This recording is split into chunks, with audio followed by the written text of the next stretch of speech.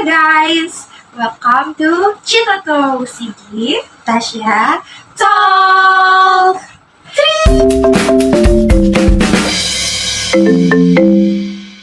Hari ini kita mau ngomongin tentang kedekatan kita ya guys.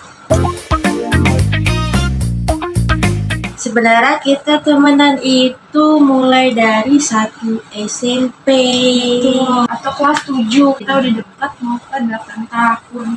Bayangkan selama 8 tahun aku bertemu sama dia. dan dia Bertemu dengan dia. dia lagi. Daripada temen atau sahabat, udah kayak saudara sendiri. Waduh. Guys, fun fact, aku itu manggil Tasya itu bukan Tasya dan bukan Aca, tapi aku manggilnya Nenek. Kenapa tuh? Coba tolong dikasih tahu. Jadi kenapa kita bisa. storytelling sebentar. Fun fact, Tasya itu tipe yang jompo banget guys. Dia jompo dari SMP by the way. Pertama itu kita di kantin dan Tasya itu kayak pas mau bangun dia tuh langsung kayak aduh pegel banget di badan.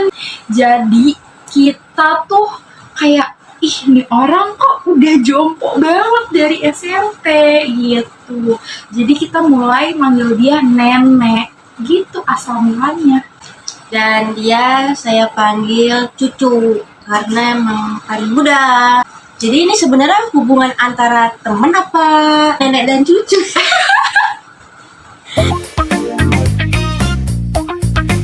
Kalau kita sih makin deket karena sekarang kan zamannya ada media sosial ya. Jadi kita lebih sering tuh share kayak hal-hal yang menarik yang kita temui di media sosial. Belum lagi cerita-cerita dari luar, kayak ketemu orang baru, tentang lingkungan baru, jadinya kita paham apa yang dia rasa, apa yang aku rasa. Jadi guys, fun fact, kita itu rumahnya nggak terlalu jauh karena kita SMP-nya deket rumah gitu. Jadi kenapa kita bisa deket banget dan situasi apa nih yang bikin kita tuh makin deket? Pertama karena rumah kita deket, jadi kita tuh sering main bareng. Jadi kayak hampir tiap hari kita tuh selalu bareng tiap pulang sekolah, kayak entah ke rumah dia. Dan fun fact dulu itu kita sekolah nggak boleh bawa HP. Jadi SMP kita deket sama rumah dia, akhirnya kita titipin HP kita di dia. Jadilah makin dekat gitu guys. Lalu makin kesini karena kita udah punya kesibukan masing-masing, jadi kalau misalnya ketemu kita tuh lebih banyak untuk hangout bareng, ke cafe bareng, kayak ada tempat baru kita datengin. Kenapa kita makin lama makin dekat walaupun kita udah jarang ketemu, jarang ngobrol, tapi tetap aja hubungannya tetap terjaga, tetap gini banget nih. Karena emang orangnya baik, terus nyaman juga kalau ngobrol tuh emang nyambung. Masya Allah, tabarakallah ya bun. Tasya itu tipe orang yang apa adanya guys, yang aku suka. Dia tuh kayak kalau dia nggak suka, dia ngomong nggak suka. Sama orang tuh dia kayak ya udah jujur-jujuran aja gitu loh, bukan yang fake gitu. Kayak dia tuh apa adanya. Terus habis itu kalau ngajak main apa-apa tuh ayo gitu. Kayak aku tuh paling suka orang kayak gitu. Terus kayak sebaik itu kalau misalnya nanya juga atau minta saran, curhat, itu tuh enak banget buat diajak cerita. Aku curhat ke dia, dia bisa terima, dia curhat ke aku bisa terima, dan kita saling kasih saran satu sama lain gitu. Makanya kenapa kita bisa klop banget ya, karena mungkin emang kita saling menerima saran dari satu sama lain gitu guys. Jujur ya, selama 8 tahun pertemanan kita tidak pernah berantem guys. Oh my god, bagaimana caranya? Kita tidak tahu. Dan kita baru sadar pas kita buat video ini, karena kita mikir juga kayak kita pernah ada konflik atau masalah apa ya, dan ternyata nggak ada guys. Dari SMP nggak pernah ngerasa ada konflik, bahkan kayak kita marahan aja nggak pernah. Jadi kalau misalnya kita ada yang satu bete, kita malah nenangin. Jadi kita nggak pernah ada masalah sama sekali kayak gitu. Konflik atau masalah tuh nggak pernah. Yang sampai debat atau ngomong kasar atau gimana satu sama lain atau ngomongin di belakang. Ya kita nggak ada guys. Jadi kita tuh sahabatan berlima by the way. Tipe kita tuh kayak yang tipe-tipe ngalah nggak sih? Iya. Semuanya tuh tipe ngalah. Iya. Jadi kalau ada satu yang panas, yang lain kayak ya udah Ya udah, gitu. Jadi nggak yang satu panas, ntar yang lain nyamber nggak ada. Nggak ada guys. Kita tuh tipe yang kayak kalau misalnya yang satu lagi marah, kita tuh bakal kayak maklumin gitu loh. Dia tuh kayak gini tuh karena apa? Terus habis itu kayak dia tuh lagi kesel gara-gara ini loh. Jadi kita tuh paham dan kita nggak akan ngeganggu dia dengan masalah baru atau dengan konflik baru gitu. Makanya kenapa hubungan kita tuh adem ayem sampai sekarang. Karena kita nggak pernah mempermasalahkan sesuatu yang menurut kita tuh receh aja gitu, remeh yang bisa.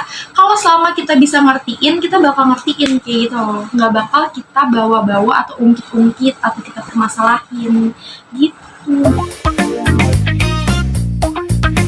Menurut aku ya, kita jadi lebih ngerti satu sama lain sih. Maksudnya kita tuh lagi ada emosi yang gak stabil salah satu dari kita dan kita saling ngertiin, itu malah bikin diri kita masing-masing tuh jadi tambah ngertiin satu sama lain, terus tambah dewasa juga, terus juga jadi paham gitu, oh ternyata dia tuh kayak gini loh orangnya, kayak gitu. Dan kita juga tipe yang kalau misalnya nggak suka, misalnya aku nih nggak suka sama Cigi, pasti langsung ngomong kayak, ih lu ngapain sih kayak gitu? Gak usah kayak gitu, mending lu kayak begini-begini. Jadi kayak walaupun kita negor, tapi kita juga ngasih saran yang terbaik juga, kayak seharusnya tuh kayak gimana dan apa yang harusnya dilakukan. Gak yang cuma negor asal-asalan kayak, ngapain sih lu? Dia langsung marahan gitu, gak pernah. Betul begitu. Jadi kalau kita nggak suka, kita omongin dan kita omonginnya baik-baik. Nanti kita jadi mikir kayak, oh iya ternyata sifat aku yang kayak gini nggak bagus loh, dan ternyata sifat aku yang kayak gini tuh lebih baiknya begini kayak. Kita itu berlima ini mungkin punya kesamaan ya.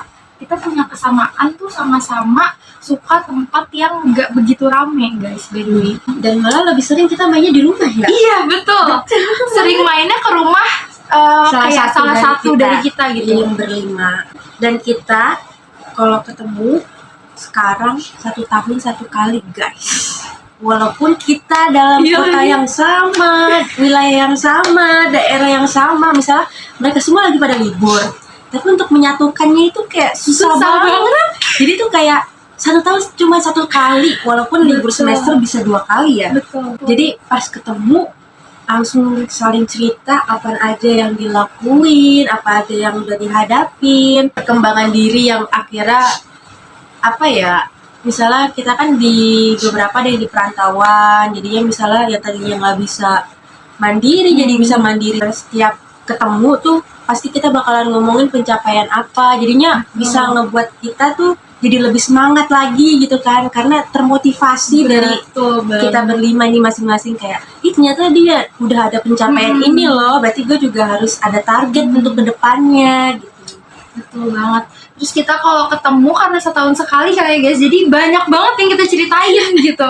Kayak kita ceritain A, tiba-tiba ke Z gitu kan. Bisa, itu tuh kita ceritain semua. Menurut aku tuh kalau misalnya setahun sekali ketemu gitu ya, ketemunya tuh bakal lama dan bakal banyak banget yang diomongin gitu, nggak akan kehabisan topik. Dan obrolannya juga jadi kayak lebih intens aja. Betul gitu. banget. Bener-bener kayak deep talk gitu. Kita tuh kalau misalnya ngobrol malah sama makan. Iya. Pasti HP gak pernah HP nggak tersentuh. tersentuh.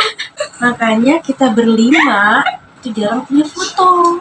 Betul. Kita tuh nggak pernah punya foto yang prepare guys, karena kita tuh baru ingat foto pasti setelah kita ketemu. Sampai akhirnya kita memutuskan terakhir itu untuk ke foto box.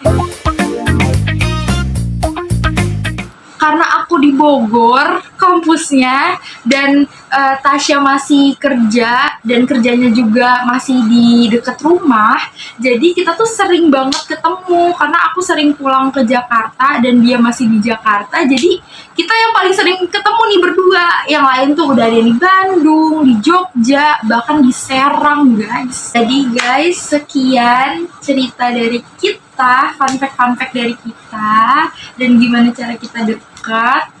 Itu ceritanya, semoga memotivasi kalian-kalian. Bila ada salah kata mohon maaf.